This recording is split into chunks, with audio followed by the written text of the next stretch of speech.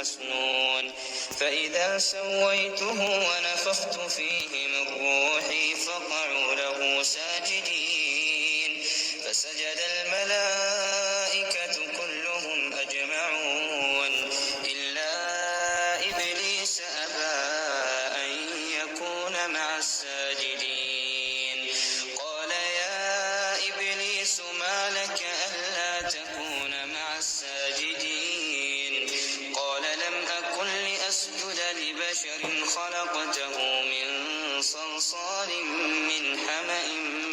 مسنون قال فاخرج منها فإنك رجيم وإن عليك اللعنة إلى يوم الدين قال رب فأنظرني إلى يوم يبعثون قال فإنك من المنظرين إلى يوم الوقت المعلوم قال رب بما أغويتني لأزينن لهم في الأرض ولأغوينهم أجمعين إلا عبادك منهم المخلصين قال هذا صراط علي مستقيم إن عبادي ليس لك عليهم سلطان إلا من اتبعك من الغاوين وإن جهنم لموعدهم أجمعين لها 7 أبواب لكل باب منهم جزء مقسوم إن المتقين في جنات وعيون ادخلوها بسلام آمنين ونزعنا ما في صدورهم من غل إخوانا على سرر متقابلين لا يمسهم فيها نصب وما هم منها بمخرجين نبئ عبادي أني أنا الغفور الرحيم وأن عذابي هو العذاب الأليم ونبئهم عن ضيف إبراهيم إذ دخلوا عليه فقالوا سلاما قال إنا منكم وجلون قالوا لا توجل إنا نبشرك بغلام عليم قال أبشرتموني على أن مسني الكبر فبم تبشرون قالوا بشرناك بالحق فلا تكن من القانطين قال ومن يقنط من رحمة ربه إلا الضالون قال فما خطبكم أيها المرسلون قالوا إنا أرسلنا إلى قوم مجرمين إلا آل لوط إنا لمنجوهم أجمعين إلا امرأته قدرنا إنها لمن الغابرين فلما جاء آل لوط المرسلون قال إنكم قوم منكرون قالوا بل جئناك بما كانوا فيه يمترون وأتيناك بالحق وإنا لصادقون فأسر بأهلك بقطع من الليل واتبع أدبارهم ولا يلتفت منكم أحد وامضوا حيث تؤمرون وقضينا إليه ذلك الأمر أن دابر هؤلاء مقطوع مصبحين وجاء أهل المدينة يستبشرون قال إن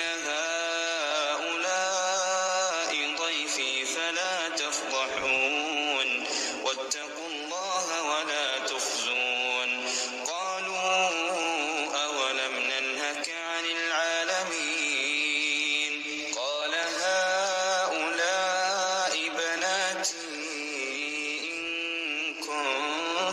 فاعلين لعمرك إنهم لفي سكرتهم يعمهون فأخذتهم الصيحة مشرقين فجعلنا عاليها سافلها وأمطرنا عليهم حجارة من سجيل إن في ذلك لآيات للمتوسمين وإنها لبسبيل مقيم إن في ذلك لآية للمؤمنين وإن كان أصحاب الأيكة لظالمين فانتقمنا منهم وإنهما لبإمام مبين ولقد كذب أصحاب الحجر المرسلين وآتيناهم آياتنا فكانوا عنها معرضين وكانوا ينحتون من الجبال بيوتا آمنين فأخذتهم الصيحة مصبحين فما أغنى عنهم ما كانوا يكسبون وما خلقنا السماوات والأرض وما بينهما إلا بالحق وإن الساعة لآتية فاصفح الصفح الجميل إن ربك هو الخلاق العليم ولقد آتيناك 7 من المثاني والقرآن العظيم لا تمدن عينيك إلى ما متعنا به أزواجا منهم ولا تحزن عليهم واخفض جناحك للمؤمنين وقل إني أنا النذير المبين كما أنزلنا على المقتسمين الذين جعلوا القرآن عضين فوربك لنسألنهم أجمعين عما كانوا يعملون فاصدع بما تؤمر وأعرض عن المشركين إنا كفيناك المستهزئين الذين يجعلون مع الله إلها آخر فسوف يعلمون ولقد نعلم أنك يضيق صدرك بما يقولون فسبح بحمد ربك وكن من الساجدين واعبد ربك حتى يأتيك اليقين